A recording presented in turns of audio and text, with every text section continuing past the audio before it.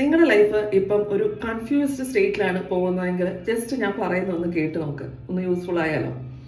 നിങ്ങൾക്ക് ചിലപ്പം ചില ഡിസിഷൻസ് തെറ്റാന്ന് തോന്നുന്നത് എല്ലാം ചിലപ്പം ആക്ച്വലി തെറ്റായിരിക്കത്തില്ല. നമ്മൾ വിചാരിക്കുന്ന എല്ലാ കാര്യങ്ങളും ഉടനെ തന്നെ നടക്കണമെന്നുമില്ല.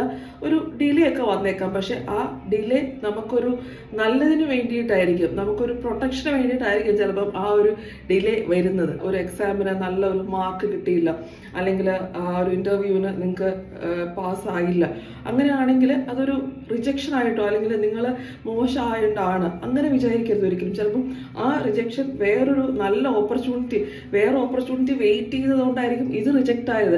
കാരണം ഇതിലും നല്ല വേറെ ഓപ്പർച്യൂണിറ്റി വെയിറ്റ് ചെയ്യുന്നതുകൊണ്ട് ഇത് റിജക്റ്റ് ആയി. അതേപോലെ തന്നെ എക്സാമിന് നമുക്ക് എന്തെങ്കിലും ഒരു മാർക്ക് കുറവാണെങ്കിൽ അതല്ല, ഇതിലും വലിയ അവസരങ്ങൾ നമ്മളെ കാത്തിരിപ്പുണ്ട് അല്ലേ. നമുക്ക് ആവശ്യമുള്ളത് അല്ലെങ്കിൽ നമ്മുടെ ആഗ്രഹങ്ങൾക്കനുസരിച്ചുള്ള കാര്യങ്ങൾ അപ്പം കിട്ടണം എന്നില്ല നമ്മൾ വിചാരിക്കുന്ന സമയത്ത്. പക്ഷെ നിങ്ങൾക്ക് എന്താണോ കറക്റ്റ് അതിനനുസരിച്ച് നിങ്ങൾക്ക് വന്നു ചേരും. അത് ഡെസ്റ്റിനിയാണ്, യൂണിവേഴ്സൽ ലോ ആണ്. അതിൽ വിശ്വസിക്കുക.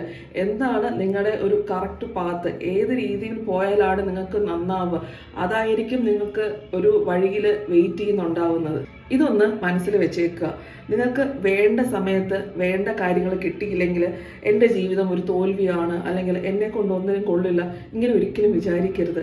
നിങ്ങൾക്ക് എന്താണ് വേണ്ടത് അല്ലെങ്കിൽ നിങ്ങൾക്ക് കറക്റ്റായിട്ടുള്ളത് എന്താണ്, അത് കറക്റ്റ് സമയത്ത് വന്നു ചേരും. നിങ്ങൾ അതിനായിട്ടുള്ള ഒരു ജേണിയിലാണ്.